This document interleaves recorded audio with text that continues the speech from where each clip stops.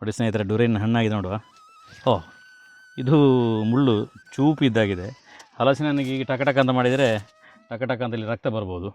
Sir, ನನಗೆ ತುಂಬ ಖುಷಿ ಆಗುತ್ತೆ ಇದನ್ನು ನೋಡುವಾಗ.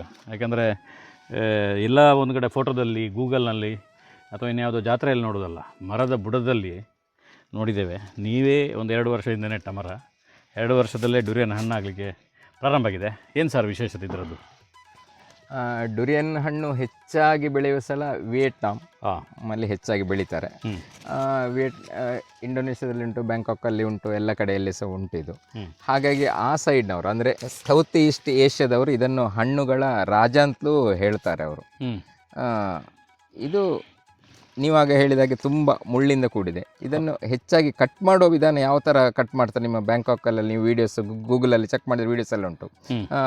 ಕೆಲವೊಬ್ಬರು ಇಲ್ಲಿ ಅಡಿಕೆ ಕೊಯ್ಯುವಾಗ ಗೋಣಿಯನ್ನು ಹಾರಿಸಿ ಹಿಡಿತಾರಲ್ಲ, ಅದೇ ಥರ ಕಟ್ ಮಾಡ್ತಾರೆ. ಎತ್ತರದ ಗಿಡಗಳಿಂದ ಕಟ್ ಮಾಡಿ ಇಲ್ಲಿ ಗೋಣಿಯನ್ನು ಹಾರಿಸಿ ಹಿಡಿದು ಬಿಡ್ತಾರೆ. ಅದು ಸೂಪರ್ ಟೇಸ್ಟು ಹಣ್ಣು ಸರ್, ಸೂಪರ್ ತಿನ್ನಲಿಕ್ಕೆ.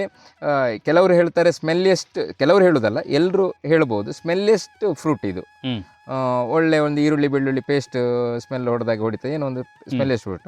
ಅದೇ ಥರ ಮಾಲ್ಗಳಲ್ಲಿ ಆಗಿರ್ಬೋದು, ಫ್ಲೈಟಲ್ಲಿ ಆಗಿರ್ಬೋದು ಅಲೌಡ್ ಇಲ್ಲ ಇದು. ಇದರ ಸ್ಮೆಲ್ ಕಾರಣಕ್ಕೆ ಅಲೌಡ್ ಇಲ್ಲ ಇದು.